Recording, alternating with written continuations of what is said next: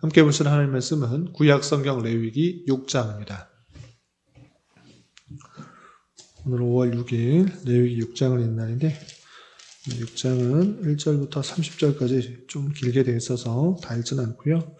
1절부터 13절까지 말씀을 함께 봉독하겠습니다. 레위기 6장 1절부터 13절까지 말씀, 구약성경 152면 전후를 보시면 되겠습니다.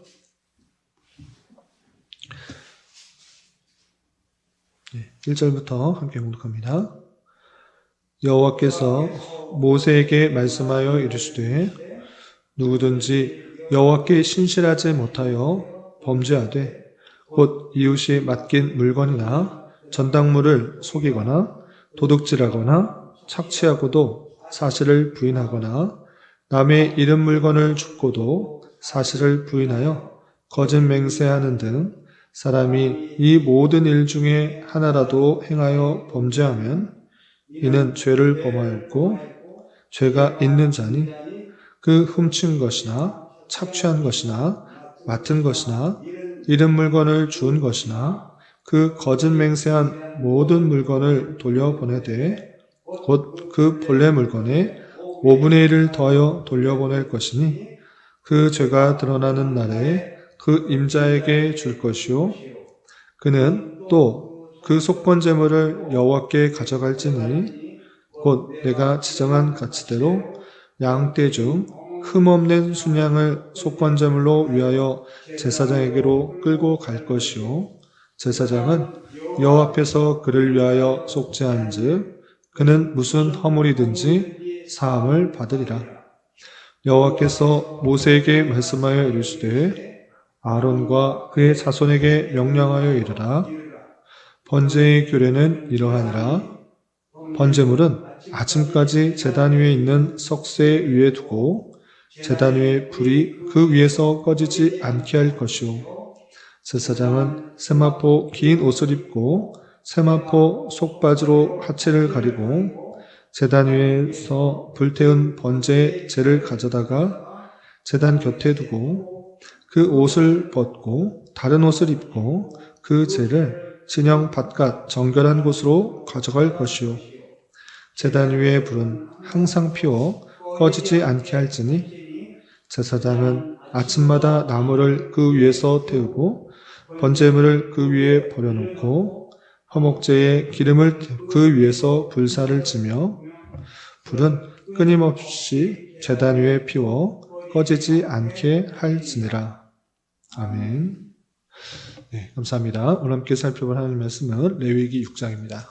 우리가 어제 살펴봤던 레위기 5장에서는 속죄제에 실제적으로 드려야 될 그 예를 4가지로 들어서 이러한 경우일지라도 속죄제를 드려야 할 것이다 라는 그 내용과 또한 속건제를 드리는 데 있어서 성물, 거룩하게 구별된 제사에 쓰이는 물건들에게 해를 끼쳤을 때 어떻게 배상해야 되는지 그리고 그것에 따라서 속건제를 드려야 된다라는 것들을 살펴볼 수 있었습니다. 그리고 이어지는 6장에서도 계속해서 속건제를 드리게 되는 두 번째 상황에 대해서 말하고 있는데 그것은 성물뿐만 아니라 사람과의 관계에 있어서도 여러 가지 피해를 끼쳤을 때 그것을 배상하고 하나님 앞에 속건제를 드려야 된다라는 그런 규례의 내용과 그리고 이어지는 8절부터 13절까지는 번제를 드리는 데 있어서의 규례에 대해서 보충 설명하고 또 14절부터 23절까지는 소제를 드리는 규례에 있어서 앞서서도 설명했었는데 레위기 2장에 길게 설명했었는데 보충 설명이 덧붙여 있을 뿐만 아니라 24절부터 30절까지서도 속죄제를 드리는 데 있어서의 규례를 보충 설명하고 있습니다. 앞서서 1장, 2장, 3장, 4장, 5장 걸쳐서 여러 가지 제사, 목적에 따른 제사에 대해서 일반적인 규례를 설명한 이후에 뒷부분에 다시 보충적으로 설명할 것들을 오늘과 또 내일 살펴보게 되는데 이 내용을 통해서 교훈받을 수 있는 것들이 무엇인지 또 말씀을 자세히 살펴보며 교훈받도록 하겠습니다. 우선 6장 1절 2절에서 보시면 여호와께서 모세에게 말씀하여 이르시되 누구든지 여호와께 신실하지 못하여 범죄하되 곧 이웃이 맡긴 물건이나 전당물을 속이거나 도둑질하거나 착취하고도 사실을 부인하거나 3절 남의 이름 물건을 줍고도 사실을 부인하여 거짓 맹세하는 듯 사람이 이 모든 일 중에 하나라도 행하여 범죄하면 이라고 하면서 사람과의 관계에 있어서 이웃에게 고의적으로나 또는 고의적이지 않거나 여러 가지 물건에 피해를 주는 경우가 발생한 것입니다. 그래서 범죄하게 되었을 때 그것에 대해서 이렇게 해야 된다라고 표현하고 있는 것입니다. 그래서 5절 보시면 그 거짓 맹세한 모든 물건을 돌려보내되 그 본래 물건에 5분의 1을 더하여 돌려보낼 것이니 그 죄가 드러난 날에 그 임자에게 줄 것이요 라고 하면서 물건을 알고 뺐거나 또는 남의 물건을 그냥 주운 것이라 할지라도 그것이 발견되면 원래 주인에게 돌려주어라 라고 표현했습니다. 그런데 원래 주인에게 돌려주는 그것에 그치지 않고 어떻게 하고 있습니까?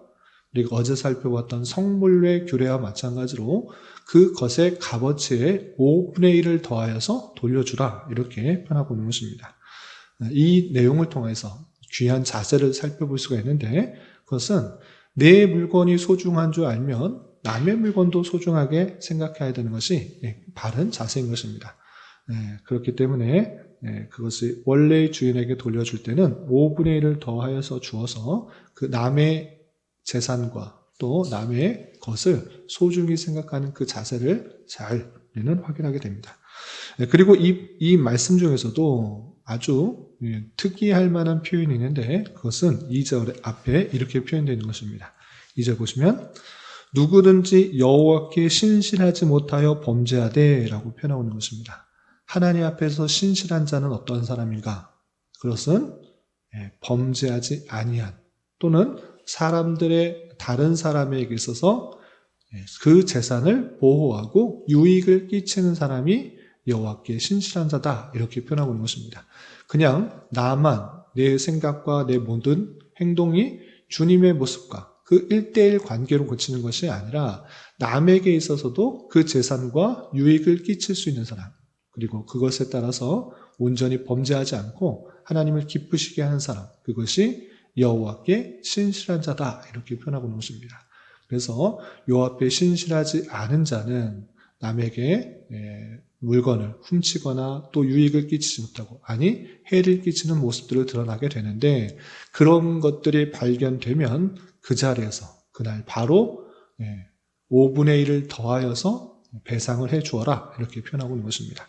뿐만 아니라 거기서 그치지 않고 하나님 앞에서도 자신의 잘못된 행동들을 정직하게 고백하며 속 건제를 드려라 라고 이렇게 표현하고 있는 것입니다. 그래서 6절 보시면 그는 또 이미 5분의 1을 더하여서 배상을 한 것입니다. 그리고 또 어떻게 되느냐 그 속건제물을 여호와께 가져갈지니 곧 내가 지정한 가치대로 양떼 중 흠없는 순양을 속건 제물로 위하여 제사장에게로 끌고 갈 것이요 제사장은 여호와 앞에서 그를 위하여 속지 않즉 그는 무슨 허물이든지 사함을 받으리라 라고 하면서 그 손해를 끼쳤던 것과 비슷한 상당의 정해진 가치대로 양떼 중 흠없는 순양을 속건 제물로 가져와서 제사장이 속건제를 드리도록 했던 것입니다. 그러므로 말미암아 제사장이 속건 제사를 행함으로 그 잘못들, 그 죄가 사해지게 된다라고 표현하고 있는 것입니다. 이렇게 속죄제뿐만 아니라 속건제는 하나님 앞에서와 다른 사람에게 해를 끼치거나 죄를 범하였을 때 반드시 행해야 될 그런 의무 제사로서 그 죄가 발견됐을 때는 반드시 속죄제나 속건제를 행함으로 그 죄를 사하도록 하는 그 규례를 살펴볼 수 있습니다.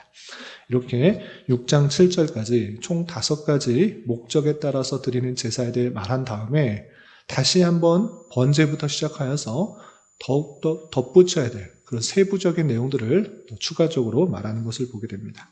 그래서 8절부터 13절까지는 1장에서 번제에 대해서 말했는데 추가적으로 알아야 될 몇 가지 사항들에 대해서 덧붙여서 설명하고 있습니다. 어떤 내용을 말하는가? 9절 보시면 아론과 그의 자손에게 명령하여 이르라 번제의 규례는 이러하니라 번제물은 아침까지 제단 위에 있는 석쇠 위에 두고 제단의 불이 그 위에서 꺼지지 않게 할 것이요 라고 하고 있습니다. 앞에서 1장에서 번제를 어떻게 드려야 되는지 세부적으로 말한 다음에 다시 한번 말하는데, 번제의 규례는 제단의 불이 그 위에서 꺼지지 않게 해야 된다라고 표현하고 있습니다. 여기서 아주 중요한 내용이 나오는데, 그 번제단의 그 불이 꺼져서는 안 된다라는 것입니다. 그 표현을 한 번만 하는 것이 아니라 이 짧은 13절까지 3번이나 반복되고 있는 것을 보게 됩니다. 어떻게 되고 있느냐? 좀 건너뛰어서 12절에 이렇게 되어 있습니다. 12절 보시면 제단 위에 불은 항상 피워 꺼지지 않게 할지니 제사장은 아침마다 나무를 그 위에서 태우고 번제물을 그 위에서 버려놓고 화목제의 기름을 그 위에 불사르면서 항상 그 제단의 불이 꺼지지 않도록 해야 된다라고 표현하고 있습니다. 2번이나 강조했는데 또다시 말합니다. 그 밑에 13절 보시면 불은 끊임없이 제단 위에 피어 꺼지지 않게 할지니라 라고 하면서 제단의 불, 그 불은 절대 꺼져서는 안 된다라고 3번씩이나 강조해서 표현하고 있는 것을 보게 됩니다. 그렇다면 제단의 불은 왜 꺼지지 않게 하실까? 그것은 다름 아니라 그 제단의 역할들이 아주 중요하기 때문에 그것을 표현하고 있는 것입니다. 그럼 제단의 불의 역할은 무엇입니까? 사람들이 가져오는 제사 제물을 태우는 것, 특별히 속죄제와 속번제에 있어서 그 죄의 상징이라고 할 수 있는 기름과 콩팥들을 태우는 역할들을 하고 있는 것입니다. 그래서 많은 성경학자들은 이 번제단의 불은 그 죄를 태우는, 그 죄를 심판하는 진노의 성격들을 보여준다, 이렇게 표현하고 있는 것입니다. 하나님께서 그 죄에 대해서 심판하시는 그 진노의 불은 절대 꺼지지 않음으로 말미암아 자신의 죄를 늘 생각해 보며 그 죄를 그 속죄 제단에 가져와서 늘 회개할 수 있도록 하도록 하는 것을 보게 됩니다. 이러므로 말미암아 번제단의 번제단의 불은 그 진노의 심판에 불이고 그것은 끊임없이 불타오른다는 생각들을 늘 가지며 우리는 어떻게 되는가? 그 죄에 대한 심각성을 가지고 언제든지 내 죄를 발견하면 그 제단 앞에 나와서 회개하고 속죄함을 받기에 힘쓰도록 상징하는 것이다. 이렇게 생각하시면 되겠습니다. 그리고 번제를 드리는 규례에 있어서 또 한 가지 부속적으로 설명하는 내용들이 있는데, 그것은 그 제사장의 옷을 잘 구별하여서 입고 행하라 라는 것입니다. 어떤 표현이 있는가? 10절에 보시면 10절 11절에 이런 표현이 있습니다.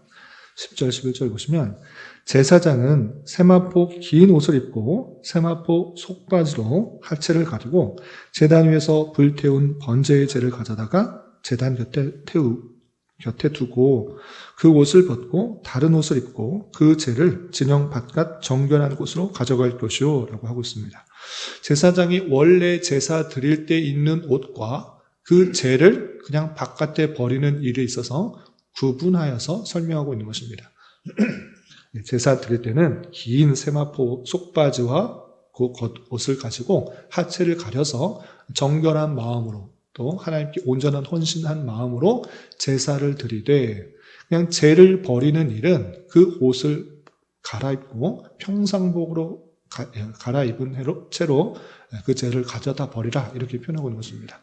이것을 통해서 그냥 갈아입기도 귀찮은데 재 버리는데 그 진영 바깥으로 나가는데 얼마나 된다고 그걸 갈아입는가, 불편하게 생각할 수도 있지만 하나님께서는 그 제사 제도의 내용과 그렇지 않고 그것을 처리하는 일에 있어서 구별을 함으로써 더욱더 하나님의 말씀에 순종하고 하나님께서 어떤 것에 더욱더 집중하도록 하시는지 그 마음을 살펴볼 수가 있는 것입니다.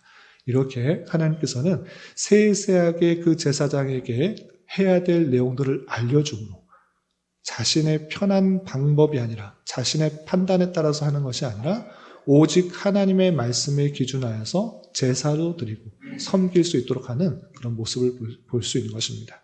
이것은 그 사람들을 귀찮게 하려는 것이 아니라 하나님께 더욱더 말씀에 순종하고 말씀에 따라 살아가도록 하게 하기면 하나님의 섬세하며 또 자세함이다, 이렇게 받아들여야 될 것입니다. 그리고 14절부터 25절까지는 소제를 드리는 규례에 대해서 표현하고 있는데 앞서서 말씀드린 것처럼 2장에 소제를 어떻게 드려야 되는지 그 제사 제물에 따라서 다 자세하게 설명하고 있습니다. 그런데 덧붙여서 부록같이 또 이야기를 하고 있는 것입니다. 핵심적인 내용들을 좀 보시면 그 제사 방법들은 2장에서 나오니까 좀 더 덧붙여서 설명하고 있는 내용들만 먼저 보시면 16절에 이렇게 되어 있습니다. 16절 그 나머지는 아론과 그의 자손이 먹되 누룩을 넣지 말고 거룩한 곳 회막들에서 먹을지니라 라고 씁니다. 소제는 곡식을 고운 가루로 빻아서 드리는 그런 제사인데 거기에 넣지 말아야 될 것을 다시 한번 강조하고 있는 것입니다. 무엇을 넣지 말고 무엇을 넣어야 되는가? 누룩은 넣지 말고 또 소금을 넣도록 하시는 그런 방법이 이 제사인 것입니다. 왜 누룩을 넣지 말라고 했는가? 라고 할 때 그 누룩은 그 동물, 제사 제물의 기름과 콩팥과 같은 그런 사람을 죄의 상징으로 부패하고 타락하게 하는 그런 상징이기 때문에 누룩을 넣지 말도록 했던 것입니다. 그리고 그것을 먹는 데 있어서 그 5가지 제사 중에 번제만 모든 것을 다 불태워서 하나님 앞에 드리는 것이고 나머지 것들은 제사 드렸던 제사장이 그것을 먹도록 했던 것입니다. 그런데 그 먹는 것도 구별되어서 먹어라 이렇게 표현하고 있는 것입니다. 어떻게 하는가?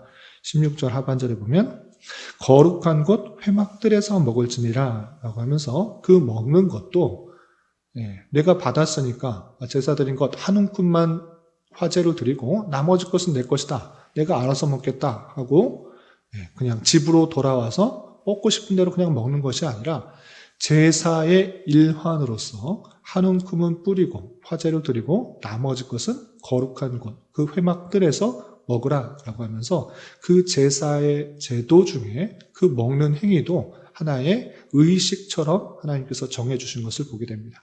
이렇게 나머지 것들은 내 것이다 라고 하면서 내 마음대로 쓸 수 있다 라고 하는 것이 아니라 하나님 앞에서 하나님께 드려진 예물을 그것을 통하여서 내가 살 수 있다는 것들을 제사장도 깊이 생각하며 제사를 드릴 수 있도록 하는 특징들이 있다 이렇게 생각하시면 되겠습니다.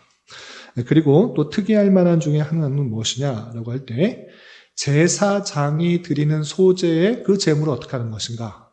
일반 사람들이 자신의 헌신을 다짐하기 위해서 드리는 곡식의 제물을 소제라 하는데 그 평민들이 드렸던 소제는 한 움큼만 하나님께 화제를 드리고 나머지는 그 뜰에서 제사장이 먹도록 하는데 그럼 제사장이 드리는 소제는 어떻게 하는가라고 할 때 자기가 드리고 자기가 먹는 것이 아니라 그것은 절대 먹지 않도록 한 것입니다. 그것도 또 19절 이하 이렇게 표현되고 있는 것입니다.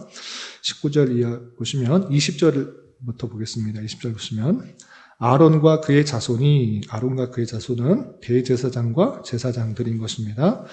기름을 부음을 받는 날에 첫 번째로 기름을 붓는 그런 제사장으로 세워지는 그런 날에 드릴 예물이 이러하다라고 하면서 이렇게 표현하고 있습니다.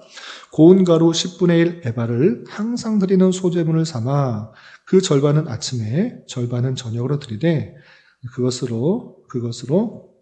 기름으로 반죽하여 철판에 붓고 기름에 적셔 썰어서 소제와 여호와께 드려 향기로운 냄새가 되게 하라라고 하면서 첫 번째로 기름을 부어 하나님 앞에 드릴 때 이 소제를 드려야 된다. 하나님께 참된 충성과 헌신을 다짐하기 위해서 그렇게 소제를 드려야 된다라고 표현했습니다. 그런데 그럴 때 드렸으니까 한 움큼만 드리고 나머지 우리가 먹겠다.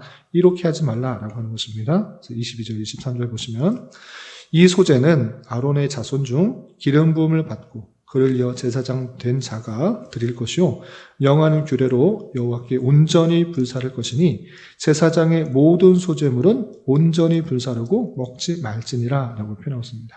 소제는 한 움큼만 드리고 나머지 제사장이 거룩한 뜰에서 먹는데 첫 번째로 아론과 그 아들들이 제사장으로 세워지는 날 소제를 드리고 나머지는 우리가 먹겠다 이렇게 하지 마라. 그것은 하나님 앞에 온전히 드려서 자신의 헌신들을 그 충성들을 또 하나님 앞에 온전히 드리라 이렇게 표현하고 있는 것입니다.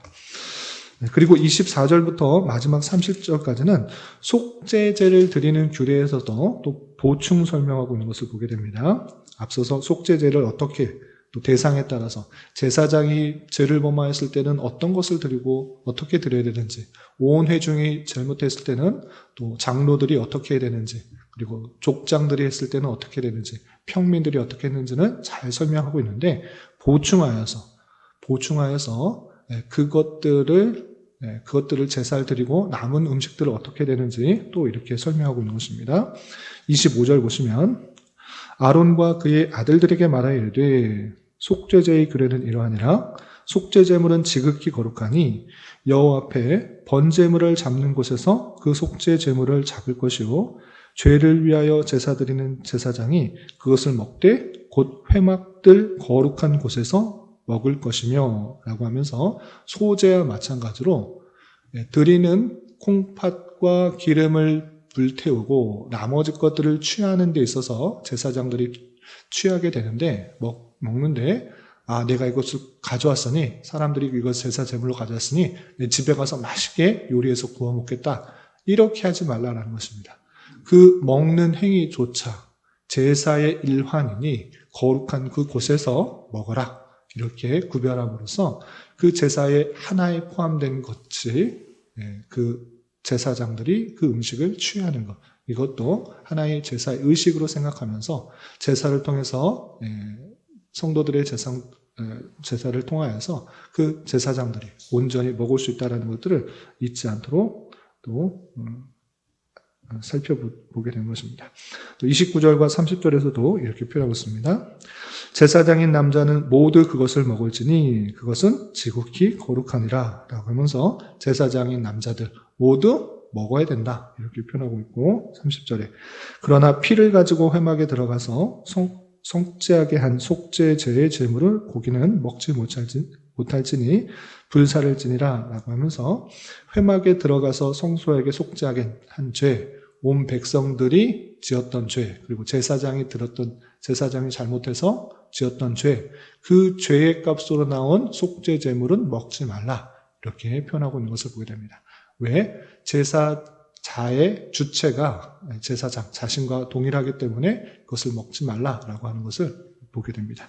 이렇게 다양한 제사 규례를 통하여서 자신의 편한 대로 하나님께 나아가는 것이 아니라 하나님께서 기뻐하는 방식으로 제사를 드리도록 하게 하는데 이것은 다시 한번 말씀드리지만 궁극적으로는 예수 그리스도의 희생 제사를 통해서 우리가 죄 사함을 받고 또 생명을 얻게 될 것을 생각하도록 한 것입니다. 그러나 이렇게 자세하게 말씀하시는 그 모습 통해서 우리를 얽어매이려고 하는 것이 아니라 우리가 하나님께서 원하시는 방식들을 잘 깨달아 그 말씀에 순종하게 하려는 하나님의 섬세함과 자세함도 또 친근함도 생각할 수 있어야 될 것입니다.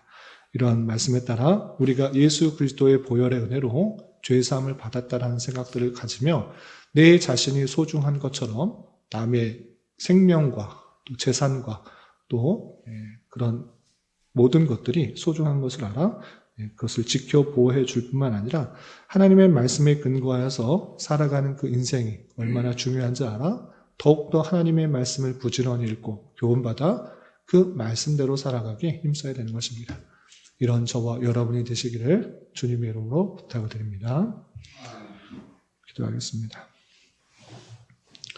하나님 아버지 감사합니다. 오늘 말씀을 통하여 남에게 손해를 끼쳤을 때에 속건제를 드리는 방법과 또 여러 제사법에 대한 추가 설명에 대해서 살펴보았습니다. 이런 말씀을 대하는 자로서 내 자신이 내 재산이 소중한 만큼 상대방의 재산도 소중한 줄 알아. 여러 피해를 끼쳤을 때에는 보상할 줄 아는 마음을 갖게 하여 주시고 하나님께 드리는 제사에 있어서 또한 내가 편한 방식으로가 아닌 하나님께서 친절하게 설명해 주고 계시는 그 말씀에 따라 우리에게 원하시는 것들이 무엇인지를 늘 살피며 그 뜻대로 순종하며 살아갈 수 있는 자 되게 하여 주시옵소서. 주님, 5월은 가정이라는 주제로 한 달을 보내고 있습니다.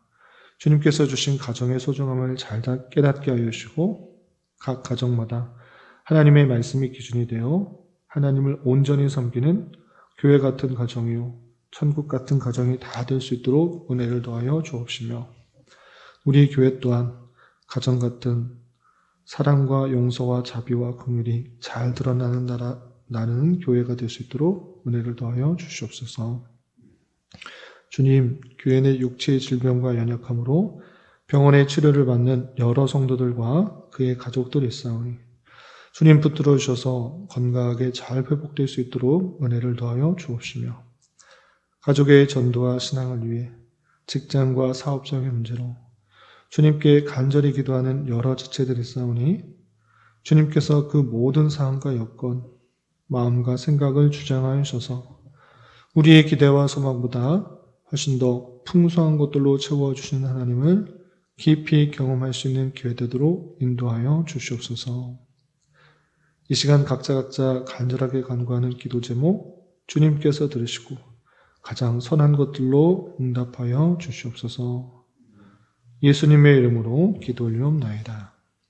아멘.